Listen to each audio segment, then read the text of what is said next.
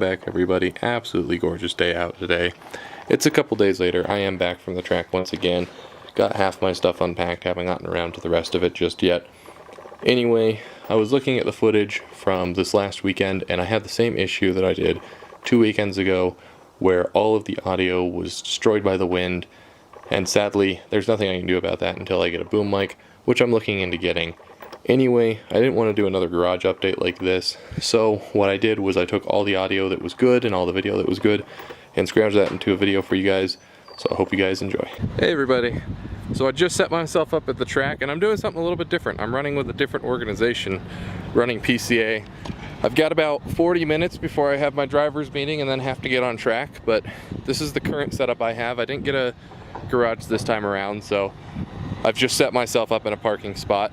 Got to get my slicks on. I got a jack at home that was just Duralast, something simple from the AutoZone, and it doesn't fit under my car anymore with my new clearance. So I wasn't able to get it under, I think it was the front.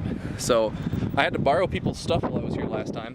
But when I got those new jack stands, I ran to the Harbor Freight, and this is a brand new jack. And it fits in my car a lot better than my other one, which is kind of the point, is that I could fit it with all my stuff. This will make my life a lot easier. And then tomorrow, I've got a friend out here, he's gonna have a trailer. So I'm just gonna pit up with him, and then he's gonna be parked somewhere over that area. I have no idea where yet. All right, so all my tires are on. Just finished up my driver's meeting. Different groups on the track right now, so I've just gotta go over to the grid. I'm on in, I think, 10 minutes now. So we're just gonna head over there and get on track. All right, so I just finished day one, session one. Got off the track, because I did mention that I was having issues with this tire colliding with the fender. Well, I'm still having issues with this tire colliding with the fender. So hopefully while I'm out here, I'm gonna be able to just jack it up. I'm gonna take this wheel off real quick, and I'm gonna see if I can just raise this up a little bit so I don't keep having that issue. There you go. They got enclosed trailers too, we can pick up. Somebody came up and said a little hairy on the pass in some corner. So just heads up. Oh, I think I know. It was that Porsche. I passed them, and then they came right up behind me. Well, I don't know. Anyway, just be heads up. I think because I slowed down, they thought it. They didn't see the checker. I think it was somebody else in a BMW. He said it was a bad pass on a corner, so just heads up. Okay. Tried not to pass any corners. I just passed before corners, so. Oh, that was not what I meant to do. I won't distract you. Sorry. No, you're good. No problem. So I raised it up by about 1/8 of an inch overall, and then I tightened that down. So I guess the only thing to do now is to take it back on track on my next session and see if it keeps doing it.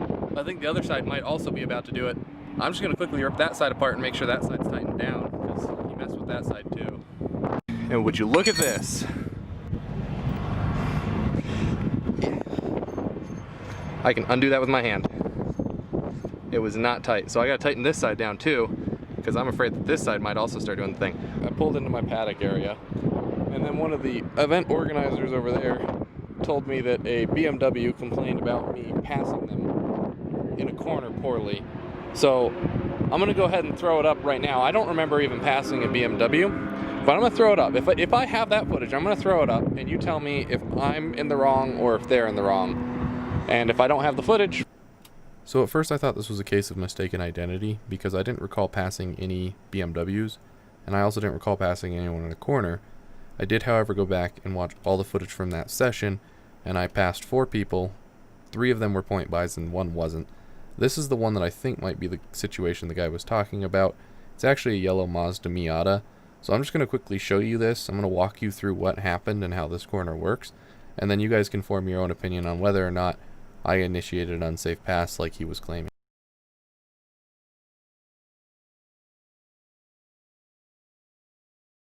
So as you can see, coming out of that last corner, I came up on this Porsche rather quickly, although he should have had ample time to already see me, so I decided I'm going to pass him anyway before this next corner. So I initiate the pass on his right side. As you can see, we're doing it before the cones there on the left, which is kind of relatively important to this.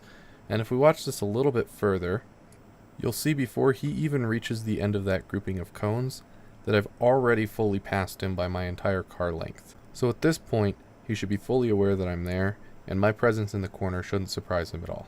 There's also a few things to note about this corner. One of them is actually right here. So it's kind of hard to see with where my car is positioned right now, but I do believe I'm slightly back and to the right of the turn-in point on this corner. On this corner, you want to hug that left side of the track as much as possible. And another important thing to note is that it's a no brake corner. You only lift off the throttle and you don't apply any brake. This ultimately means that this is a fast corner and therefore a dangerous corner.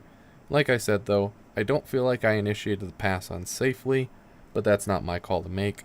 Another thing that is important to note, however, is that there is no rule that says we can't be side by side in a corner, which in this case I was fully ahead of him when we actually entered the corner. But the rule simply states that you can't initiate a pass in the corner. So I initiated the pass before the corner, and by the time I was in the corner, we just had to learn to coexist by that point. The last thing I want to note though is that, like I said, I don't know if this is the instance. This may not be the instance at all. All the other passes were point buys, so it could be a case of mistaken identity. I don't want to, however, claim that this Miata driver said anything about how I passed him in the corner. This is just the only instance that I could find, so I figured I would show it to you guys, and you guys could make your judgment based off of whether or not you think I initiated the pass unsafely, and if I should have done anything differently. Alright, just finished up lunch, had a burger, it was pretty good, decent. But what I'm going to do now is I'm going to take all my wheels, I'm just going to rotate them before my next session. I'm going to take this one, the one that's being chewed up a bit, and I'm going to throw it on that side over there in the rear, because that's the area that's going to get the least amount of abuse. And then I'm going to take my front one that's over there and bring it over here, because it's my best shaped one. I'm going to run this tire for the rest of the day, and then I'm going to switch it out tomorrow because it did get cut up. It's still not high enough. It's not as bad as it was, but it needs to go up. I think I measured another 1/4 of an inch. So when I take this wheel off, I'm just going to raise that once again, just another 1/4 of an inch, and then tighten it down so that I don't keep having this issue. The rest of the day went relatively well. I just had that issue that kept happening with the tire running into the fender because of the suspension height and then wearing out the tire unnecessarily. The big factor of the day though was the heat. It was about 100 degrees out, so my car kept overheating. I'd have to pull it off the track, run it around the paddock area, or throw it into 4th gear for a lap just to cool it down. The heat also played a major factor in track times, so a hotter track isn't going to give you as better times as a cooler track. I mean, there's a happy medium somewhere in there, but I was putting down about 2:17, 2:18 pretty consistently with my lap times, whereas when I ran this track with NASA a couple weeks ago, I was running 2:15, 2:16 pretty consistently, so I was losing about 2 seconds based off of the heat, and that also may have done with my car being a lot cooler during the NASA event than it was with the PCA event. That's unknown. PCA runs their events a little bit differently. We had a different track on each day, so here's just going to be a session on the outer loop.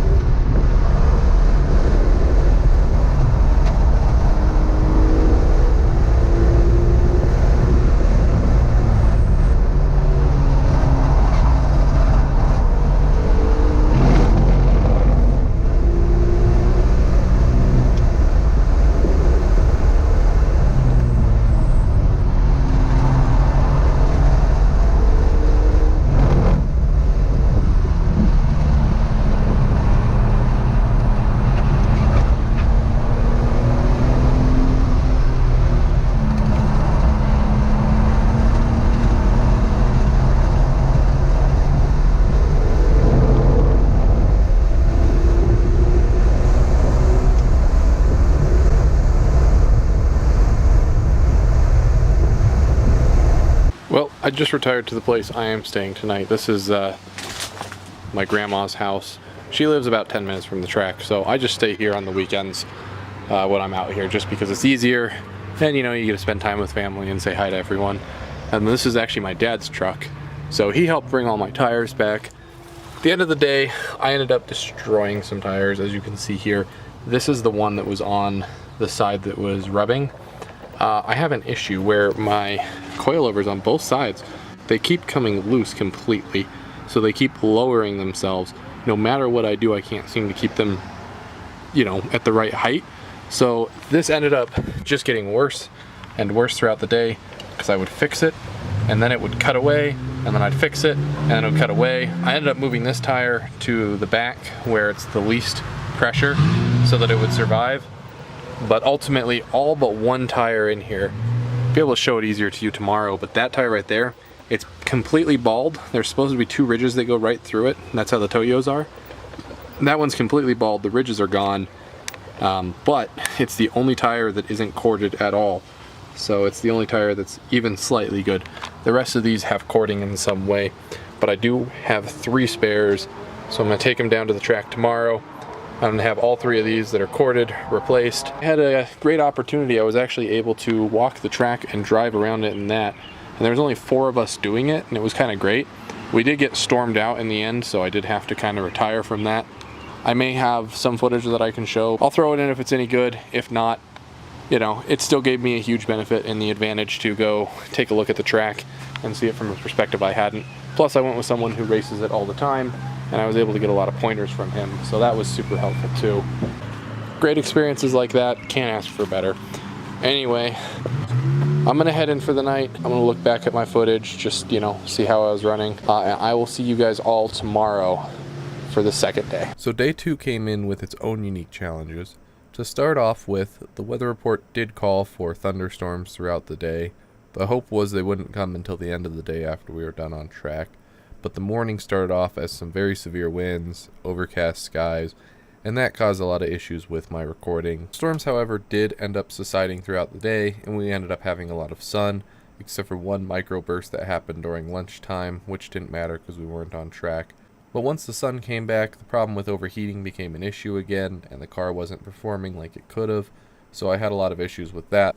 As well as when I first got there, getting my tires on took a lot longer than expected. So I finally got my tires on and I was able to track out on the pit out, and then as soon as I got to the back corner, which is Black Rock, they threw the checkered flag and the session was over. So I wasn't even able really to run the first session, and then my coilover problem came back and that caused me issues running subsequent sessions. So the issue I was having yesterday with the rubbing up here, I'm still having that issue, and it turns out my coilovers don't want to stay tight. So I came off the track early. I'm going to quickly run to the Home Depot, and I'm going to get some Loctite, and I'll show you what the issue is. But yeah, I'm getting rubbing on both sides. It's only happening to the front though, and I don't fully understand why. But I think if I Loctite the nut on there, then I won't have that issue anymore.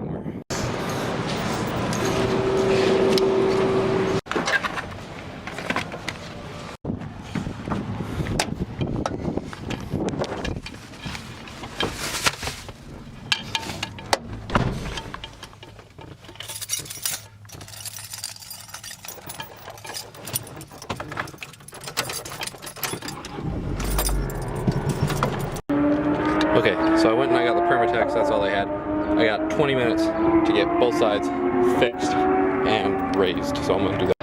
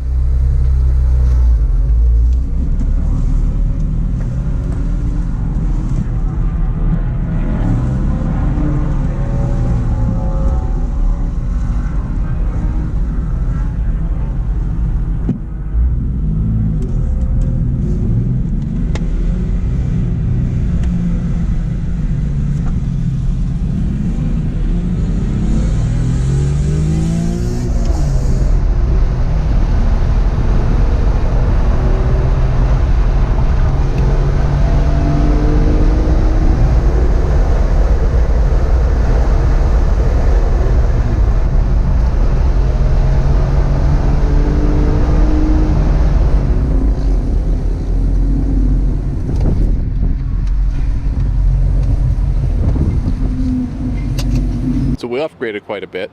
My buddy who has the trailer, he also knows someone else who had a garage, and that guy left early. So we took over the garage.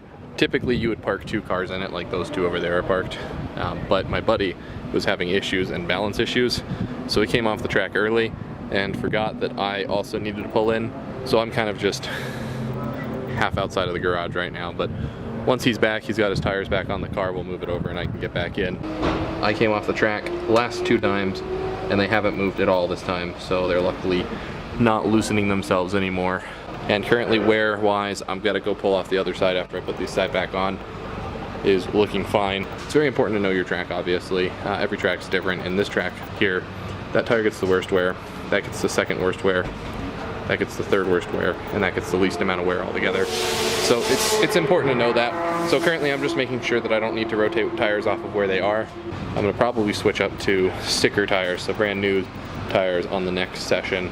I wanna go with Toyo RRs, which is what I currently have on here, but I think what I'm gonna do just for the cost of it is next session, I'm gonna go out with Maxxis because they're a lot more durable of a tire. And then I think I get free Toyos when I upgrade to my next class, and hopefully I'll go do that, and then I'll have a new set of Toyos to put on, and then I'll have the Maxxis kind of as a backup for things like this. I'm just gonna get my tires rotated, get my tires back on, get to the other side, and then make sure those tires are good. So here's just a quick lap of full track, just so you guys can get a feel of what it's like. This encompasses both the east course and the west course. While running the outer loop, you kind of just come through the middle and connect the two. This isn't my fastest lap. It's about a second and a half slower than my fastest lap, but my fastest lap had no audio. This is a long course though. It's about 3 minutes and 30 seconds, depending on the car that you have. There's obviously going to be cars that are going to be faster, and there's cars that are going to be slower. I was running about 328, 327, depending on the lap, but like I said, the faster ones had no audio, so this is one of my fastest that still did have audio.